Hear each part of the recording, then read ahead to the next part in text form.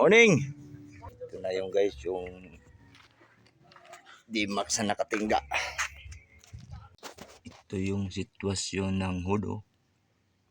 Hatak-hatak na lang. Nabali na. Ito na yung guys, binuksan na natin. Ito yung makina. So, chinik ko na. Itong fuse, really, okay naman. So, ang kailangan lang madukot natin yung starter andun sa loob. Yan. Yan lang ang gawin natin. Ibaba natin yung starter. Ano guys, tanggal na natin yung starter. Yan. Bakahirap talaga tanggalin tong starter ng MUX. Ayan o. Napilitan kong gamitin yung ratchet ko dun sa taas ng bolt. Kasi yung power tools hindi talaga pwede. Yung ratchet talaga. Ratchet at saka yung mahabang extension. Para lang matanggal natin. Yung sa baba na bolt yan. Yung tinuro ko. Wala nang problema dyan. So ngayon dukutin na ni Mechanic 2001. Ang starter kitang kita naman. Yung starter. Ayan. Tinanggal ko. Corrosion no. So malamang sa malamang baka sira tong solenoid. Yan, corrosion no. Ayan. Hindi na mag-contact yun ng ano. Yan. Yan kasi ang galing ng switch. Yan. Galing ng switch yan. Starter. Switch papunta ng siyempre doon sa relay. Ito namang isa ay papunta yan ng battery. Battery usapang. Yan dito na. Battery o kaya doon sa relay. Basta ang importante alam natin yung trabaho ng starter. Kung ano yung trabaho niya sa makina. Ito na yung starter guys. Tanggal na ni Mechanic 2000. Tingnan nyo naman yung kamay ko. Napilitan ko sa ratchet ko magtanggal doon sa taas na bolt. Matigas. Ang gamit 17 lang naman. Yan. Socket 17 extension. Saka yung 12mm na kombinasyon. Dalhin ko na to sa shop. Palinisan, baklasin, din testing natin kung baka itong problema yung solenoid o kaya yung carbon brush. Ito yung snack ko. Yan. Masarap na snack yan guys. So balik ko na yung tools.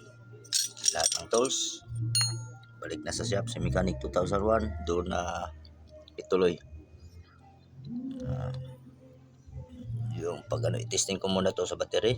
Then baklasin na para sigurado. Pagkatapos gumana yung starter, testing nga pag-andar, then pagkatapos sabay na yung gasket cover sa gasket, papalitan yung half moon na 4. Sama na yung gasket tingnan. Ayan yung ano, ayan dumi. So leaking. Sakay na yung starter. Uwi na yung mga tools. Babalikan ko na mamaya. Ayan. Nakatingga na to ng 3 months ata. Ayusin mo na yung starter. Tapos subukan papandar. Then cover. Ito na yung starter ng D-Max. Dito na sa shop.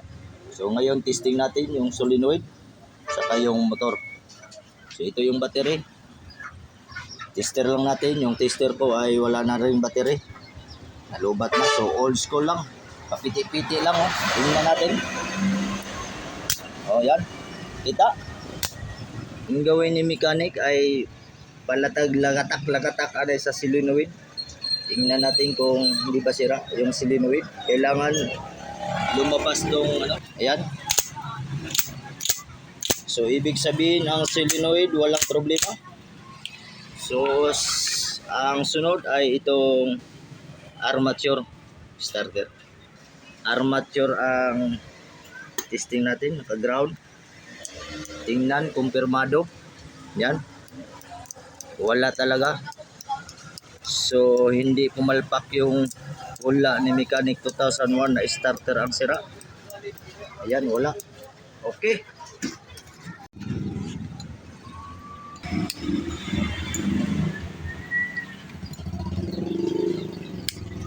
Ang sira to, sigurado, carbon brush lang. First time kasi ito nabuksan. Ayan o. Wala ng carbon brush. Pagsili pa lang, wala na. No. Pagsili pa lang guys, wala na o. Ayan. Tingnan naman. Okay, tuloy ang baklas. Tingnan naman. Ayan yung mga karbono. Ang lumabas. Ayan. Sus, naku. Sira talaga. Ayan. So, wala pa namang problema to. Ito lang talaga. Pud na, hindi na sabay yung ano. So, sigurado na pag mapalitan to ng carbon brush, yan. Kailangan lang malinisan. Then, siyempre, solda dito, pakadumi. Tingnan naman yung kamay ni Mechanic 2001. Ata, parang ata ng dagta ng nukos. Ng pusit. Yan o, ang dumi. Tester pa natin to. Importante ito. Tingnan natin kung okay pa. Sigurado. Okay.